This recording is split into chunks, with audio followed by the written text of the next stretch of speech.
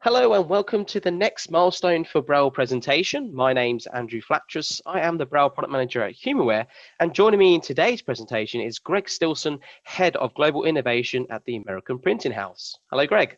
Hey, Andrew. Thanks for having me. So today's agenda, we're going to be looking at the past and present of tactile displays, starting from Braille note takers to refreshable Braille displays, and then moving on to what the next milestones for Braille could be. We're going to take a step back to the past and look at some of the previous and current tactile Braille tools that have been available over the years. During the early 2000s, Braille note takers were established, offering a way to achieve your daily tasks from one device while working in a fully versatile Braille environment. From Braille and QWERTY input options, which included both text-to-speech and Braille output, products like the Braille Note Touch have been used globally. It provided Braille output to reinforce the literacy needs and introduced a new way of reading electronic books. Note takers like Humanware's Braille Notes have contributed in promoting Braille literacy for many, many years. And like any new gadget, students were intrigued by what they could do and at a faster pace. So there is an element of engagement when working with digital tools like note takers, and we know it can assist in motivating individuals who are learning. With its advanced word processing, it allowed for better document formatting, and with the help of the cursor keys, allowed you to quickly edit or manipulate text. Braille Notes also opened the doors to the World Wide Web in all Braille environments, and back then, speed was not so much of an issue. It was the fact that you could obtain lots of information and explore the world around you. With the silent keyboard entry and quiet Braille technology, Braille Notes allowed you to participate in large classrooms without causing distraction to others. During this time, it was also the birth of Keysoft. Keysoft is the Humanware's accessibility suite that the user uses. You could call it a purposely designed screen reader for refreshable displays. It is always important to ensure that a user can work in a simple yet effective interface, as it offers a far better user experience. And with its standalone applications designed specifically for Braille users, you are able to achieve so much more in a little time. 2016 was another breakthrough for note takers and really took advantage of mainstream technology. The Braille Note Touch was the first Google-certified Braille tablet, which gave access to third-party apps. And with Keysoft, these applications could well be usable, providing the applications were developed with accessibility in mind. The Braille Note Touch was designed around students and teachers.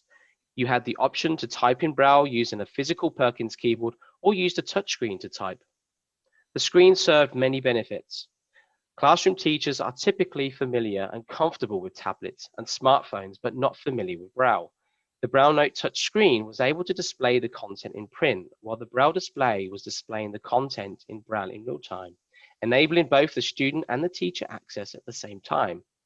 It also serves as a way of typing. Using a patented invention, users could type Braille on the touchscreen, offering a way to type in silence. Other advantages of using modern note takers include creating of printed math science content in Braille for the first time. You can create graphs in real time, the use of Braille learning tables to become more proficient in Braille, working in a remote learning environment, access content in learning management systems like Google Classrooms. Note takers have come a long way since the 1980s of the Braille and Speak days, and in today's world or remote learning, the Braille Note Touch Plus has been a great savior. So refreshable Braille displays, there are so many to choose from, and what makes each one different to each other? From various sizes starting from 14 to 80, refreshable Braille displays were first introduced for simple connectivity to computers and later mainstream devices like tablets and other mobile devices. It created inclusivity and allowed blind people to interact with the most modern mainstream technology. With inclusive designs being fought at the early stages from organizations like Apple and Google, this has allowed Braille output and input from third-party applications and allowed access to documents, spreadsheets, and websites in real time using modern-day technology. Even something as sending and receiving a text message made a huge impact in those that are reliant on Braille as a communication tool. With out-of-box access from modern technology, it has allowed Braille to expand exceptionally. What has changed though with refreshable Braille displays over the 15 years? Well, not much has changed with its design. It still has one line of Braille with the offering of various of sizes, but like cars, they have become smarter in many ways. Whenever there is a new technology, we all look to pursue how it can further better our lives as individuals. And today, modern tech Braille displays like the new Braille BI X series from Humanware is no different.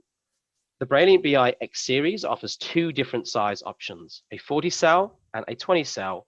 Both have adopted the Humanware's flagship accessibility suite of Keysoft in a lighter fashion to give you access to productive tools like an editor, book reader, and instant access to online participating libraries, making you more productive.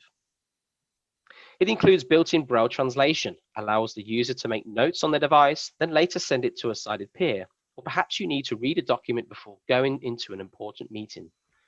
Not yet active, but the Braille BIX series offers a future-ready technology with audio and recording capabilities, giving you more access to other mediums. And with Bluetooth 5 technology, the Braille BI 40X is the first to add the latest Bluetooth wireless technology, offering you a reliable connection when used with a screen reader. In addition to the new Braille BI X series, a first of its kind all-in-one QWERTY Braille display is also available. The Mantis Q40 by the American printing house, designed and manufactured by Humanware, has been described as a unique tool. We previously talked about that refreshable Braille display is not changing much, but adding something as simple as an integrated QWERTY keyboard has made a huge difference to how someone uses a Braille display with their computer. Certainly if you are predominantly using a QWERTY keyboard as your input preference. In most cases, you will have your Braille display in front of your QWERTY keyboard. And if you were a preferred QWERTY typist, you would have to reach over your display to type and come back to the Braille. That in itself is a lot of movement to carry out during a whole day of learning or working. So the Mantis Q40 has removed the need of any additional keyboards, allowing you to control your mobile devices and computer using the same integrated Braille and QWERTY keyboard. In addition, the Managed Q40 also offers smart capabilities similar to the Braille BI X series. Now, truly, these new Braille displays are breaking down more barriers and is more than just a Braille display. So what will be the next milestone for Braille? Well, over the 20 plus years, Refreshable Braille has predominantly been represented in linear fashion of OneLine. What we know today is there is still a lack of Braille tools to accommodate STEM requirements. The life we lead is very visual. It is estimated over 80% of our learning intake comes from visual objects. For someone who is blind, they need to learn from feel, which reduces their learning intake and take considerably longer to learn. Then this in itself is a challenge, and any child with restriction is going to lose a lot of information that they could be learning. This was even more evident during the pandemic of COVID-19, with the awareness of the lack of tools to address tactile needs and the instantaneous requirements of educational textbooks. Generally, the production of tactile information is very expensive, takes a considerable amount of time, and in most cases are not available. For many years, Humanware has continuously viewed various technologies that can overcome both these needs. Humanware is excited to reveal that we have the technology to create a tool that will revolutionize Refreshable Braille to accommodate tactile graphics and Braille literacy into one display form. It's great to have Greg Stilson here, Head of Global Innovation from the American Printing House. Perhaps you could share more with us on what this all means, Greg. Absolutely, Andrew. So when we look at, Andrew went through a lot of the history of refreshable Braille, right? But we've always landed on this one line concept, right? And the slide that's up on the screen right now, I've simply just said one line is not enough. We've been happy with one line because it's been there, right? And we've been able to use it rather efficiently, and have adapted our learning styles to fit that one line experience. But as I think, the COVID-19 pandemic has shown, there's a lot that just cannot be represented in one line. And the American Printing House for the Blind here in the United States we're the largest producer of tactile textbooks. Now, a tactile textbook, if you just think of the textbook itself, right? A tactile textbook cannot be rendered on one line. It just doesn't work, especially when you're dealing with subjects like math and science, things that are related to tables, any of that spatial content, it just really cannot be rendered on one line. And forcing somebody to utilize a one-line Braille display for such textbooks and things like that does them a disservice, and it also really restricts their access to things like tactile graphics and charts and graphs. And so if we move to the next slide, APH has been on this mission of creating a dynamic tactile display of some sort. We've been doing this for the better half of 10 years now. And as we've done this, we've looked at ways of providing tactile graphics instantaneously, ways of adapting those tactile graphics when they're displayed on a tactile screen. And we've learned from the prototypes and things that we've created. We worked on the graffiti project for a number of years, being basically a tactile monitor when connected to other devices. You know, as we progress, we learn that just tactile graphics are not enough, in the same fashion that having just one line is not enough. And as we've progressed, we've learned that we need to provide a tool that is solving problems. And one of the biggest problems that we experience today is what I call the time to fingertips. And what that means is that if you look at things like a textbook arriving to a student's, a student touching a textbook and things like that, it can oftentimes take up to a year to produce a transcribed math or science textbook, and upwards of anywhere from $30,000 to $60,000 to produce that textbook. That textbook is not just shipped after 1 year, but what happens is that the student will oftentimes receive it volume after volume, month after month. And what'll happen is they'll receive whatever volumes are available, and maybe the class is already past that that section or that unit in their learning at that point. And so the student is now behind, and the teacher, the visually impaired, is having to on demand produce this content with embossers or with very creative methods of creating tactile graphics. And so APH has been on this mission for nearly 10 years, and we in 2020 released a request for information for vendors and inventors and things to come out and tell us about technology that they're aware of.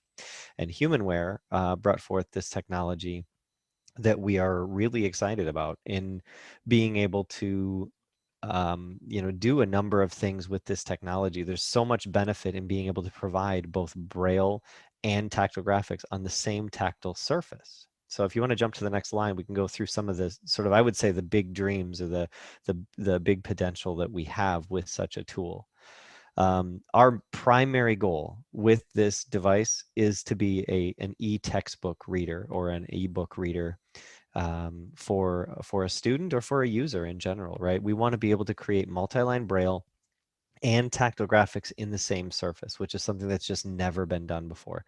We can argue that even multi-line Braille has not been widely adopted yet.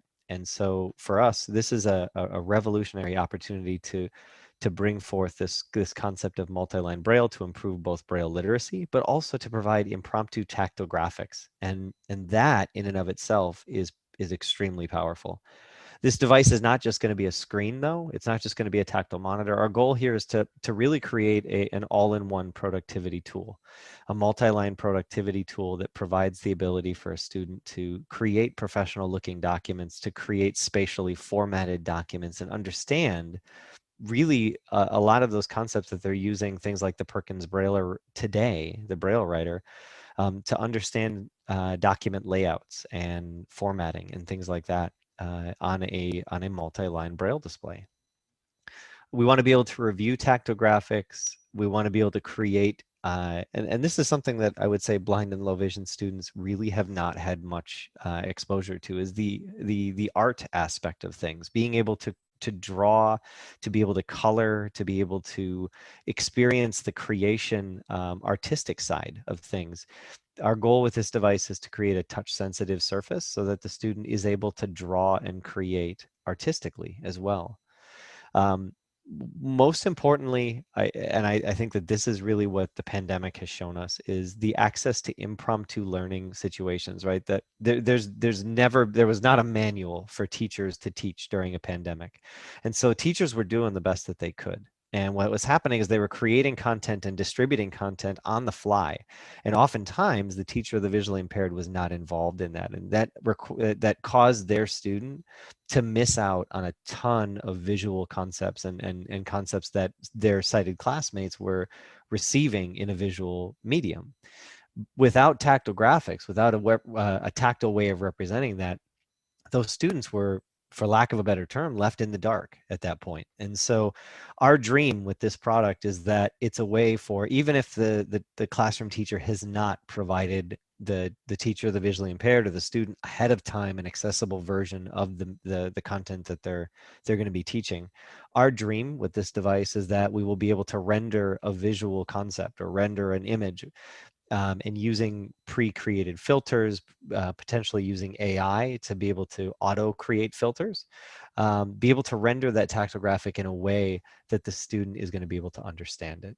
So let's go ahead and jump to the next slide and talk about the Braille book format. One of the things that in addition to creating Braille textbooks and technology here at the American Printing House, we're also very standards oriented. And one of the things that we're focused on here is creating a new standard that's going to be a value in an electronic book age.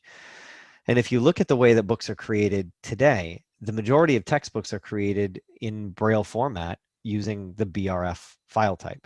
And the BRF file type, unfortunately, has no navigation capabilities whatsoever. It's not like an EPUB or a DAISY file where you can jump from section to section with an electronic book reader. A BRF file is just basically a text file that's created in Braille.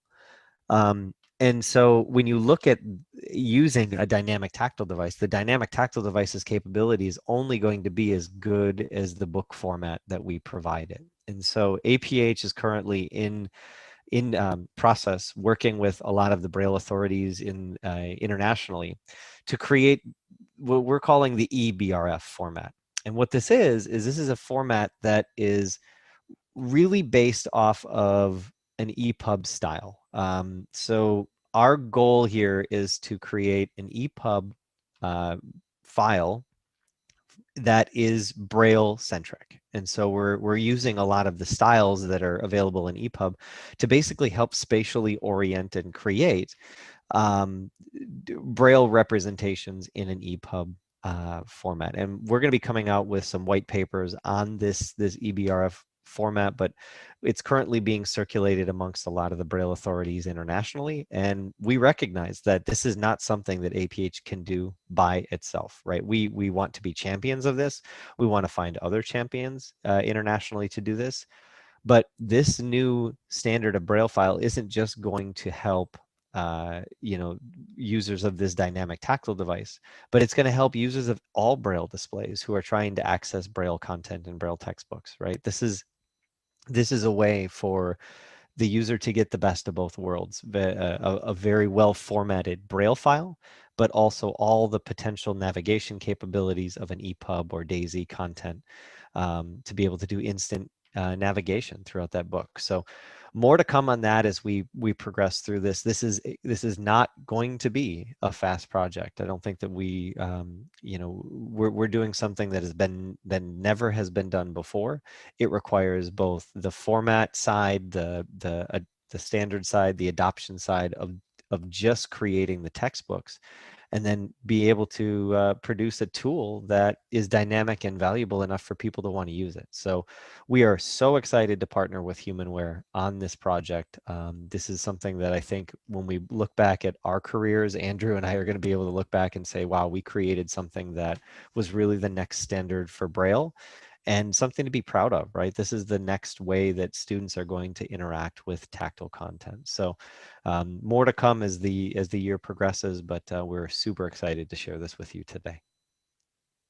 Well, thanks, Greg. Yeah, we're certainly excited at Humanware to partner with APH on this, and There's going to be some hurdles along the way, I'm sure. This is something that's going to change the way that people read, on a refreshable Braille display. But nevertheless, it's certainly going to be a positive way forward. So really looking forward to the outcome of this product. Thank you for listening, and for more information on any of the Braille technology mentioned today, please visit www.humanware.com, or alternatively, you can contact us on telephone +44 1933 415 800. And for more information on APH, www.aph.org, and feel free to reach out to me directly. I'm always interested to hear about your use cases and the way you do it. You can contact me at gstilson@aph.org. Thanks so much. Thanks, everyone.